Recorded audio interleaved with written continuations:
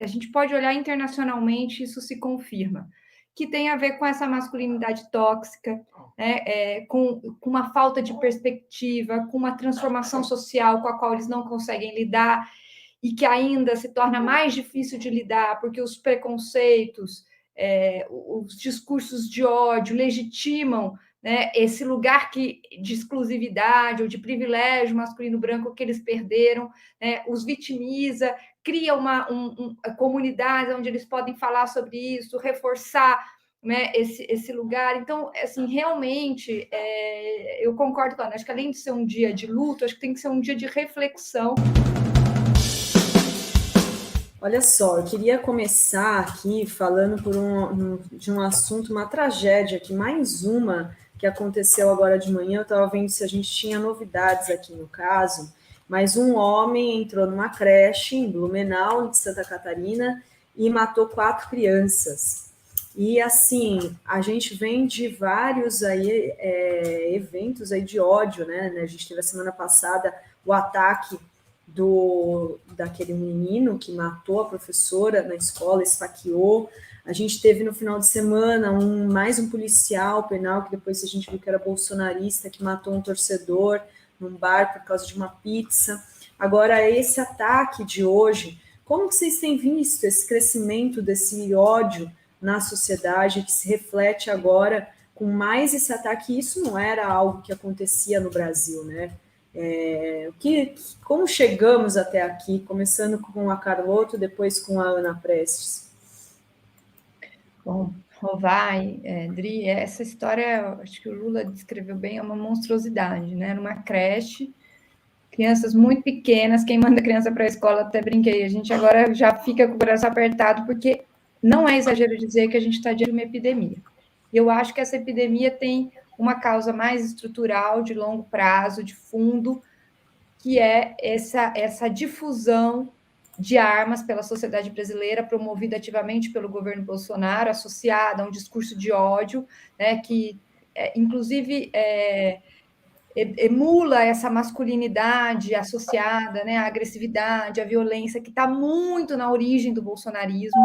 Eu insisto nisso, né, desse grande movimento bolsonarista. Então, eu acho que tem essa razão histórica de fundo, e eu acho que tem uma razão conjuntural que a gente precisa pautar com máxima urgência, que foi a maneira como a grande imprensa difundiu a imagem, cobriu, né, os casos recentes do Espírito Santo, depois de São Paulo, dando uma visibilidade totalmente fora dos protocolos internacionais para esses terroristas, dessas pessoas, né, que promovem né, esse tipo de monstruosidade.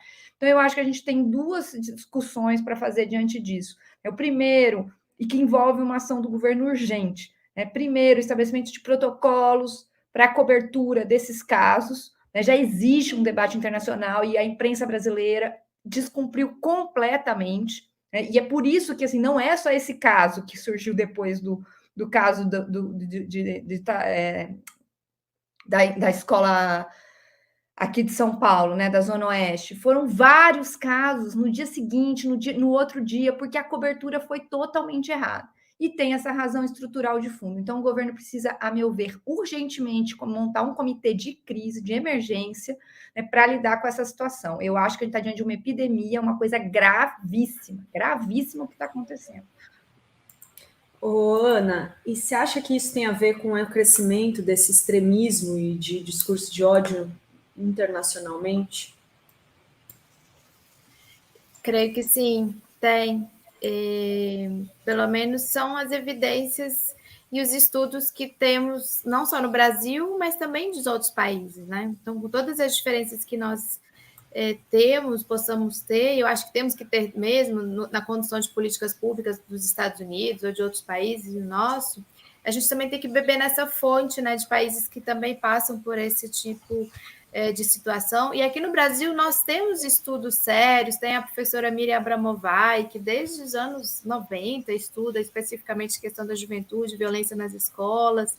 Agora, na época da transição mesmo de governo, novembro, dezembro, o professor Daniel Cara e outros da campanha também produziram um material muito bom, especificamente sobre a questão da violência nas escolas, porque eu acho que foi bem ali que aconteceu aquele episódio de Aracruz, se eu não estou enganada, no final do ano passado. Então, tem estudos sociológicos importantes, né? Porque a gente está falando de sociologia mesmo, né? Assim, no estrito sensu, porque é uma sociedade adoecida. Você tem que entender o que está acontecendo com essa sociedade. E certamente o discurso de ódio, incentivo ao uso de armas, a difusão disso tudo muito mais facilitada com os novos meios de comunicação, com a rapidez e a instantaneidade da internet. E tem todo um debate também sobre isso que a Maria Garoto levantou. Tem toda uma comunidade aí que tem aumentado, infelizmente, muito. A Lola Aronovitch também sempre denuncia isso, que é a questão da masculinidade, desses grupos de incels, porque você percebe que há um perfil também do agressor, né? Geralmente um homem jovem, branco, heterossexual, ou seja, tem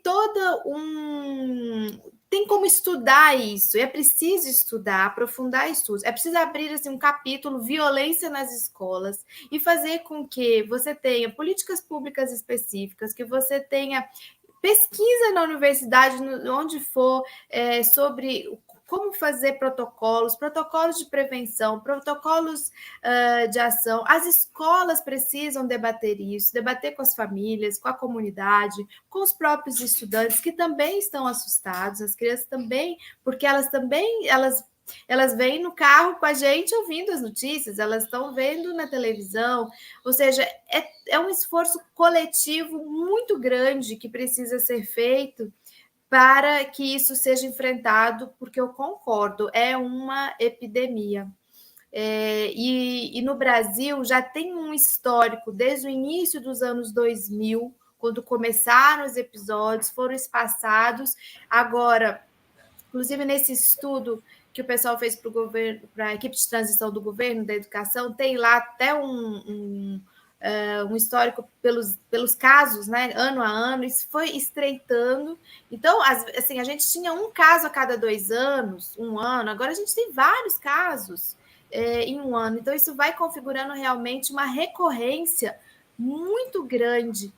E algo que eu tenho observado muitos especialistas, gente falando que você dar divulgação, você pronunciar nome da pessoa, foto, isso estimula que outros também se cometam esse tipo de crime. Até eu estava vendo hoje muita gente recorrendo à primeira-ministra da Nova Zelândia, a Jacinda Ardern, quando teve aquele caso que foi na igreja, né? Lá foi um terrorismo na igreja, e ela fala assim, você nunca vai me ouvir falando o nome dele. Então, eles tiveram toda uma atitude lá de não falar, não dar visibilidade, que parece que realmente isso tem efeito, porque o contrário tem um efeito muito difusor, né, de estímulo e uma certa competição até por quem vai ficar mais em evidência, quem vai fazer o caso mais absurdo, mais dramático, mais trágico. É um adoecimento profundo da sociedade e que preocupa muito todos nós. E deixa a gente todo mundo triste, né? Hoje é um dia de luto no Brasil, não é possível, porque é uma tragédia enorme. Ou seja, não falar o nome do assassino, né? Não divulgar. E a Lola dizia que abril é o mês escolhido por eles para esses tipos de atentado, né? Abril é um mês de massacres famosos como Columbine e mesmo Realengo, que ela registrou no Twitter dela. Tem mais isso, né, Carlotto? Quer dizer, porque isso... para se escolher um mês para esse tipo de coisa, é porque esses assassinos, eles estão operando dentro de organizações que são clandestinas, ou não, nem tanto, às vezes, porque é nos chans que eles se relacionam, para operar, para disputar esses troféus, né? Para disputar quem que consegue fazer o crime mais hediondo nesse período. Eu acho que foi o que a Ana falou, existe já estudos que mostram que tem um perfil sociológico muito claro. A gente pode olhar internacionalmente, isso se confirma, que tem a ver com essa masculinidade tóxica, né, com uma falta de perspectiva, com uma transformação social com a qual eles não conseguem lidar e que ainda se torna mais difícil de lidar, porque os preconceitos, os discursos de ódio legitimam, né, esse lugar de exclusividade ou de privilégio masculino branco que eles perderam, né, os vitimiza, cria comunidades onde eles podem falar sobre isso, reforçar, né, esse lugar. Então, assim, realmente, eu concordo com a Ana, acho que além de ser um dia de luto, acho que tem que ser um dia de reflexão de como nós vamos lidar com esse processo, que, de novo, tem raízes profundas, que está na origem, né, da força social que o bolsonarismo tem na sociedade brasileira, é reforçado por fenômenos como o bolsonarismo, mas também ajudam a reforçar esses fenômenos, né? Tem um mecanismo de reforço mútuo e também de protocolos que precisam ser definidos urgentemente.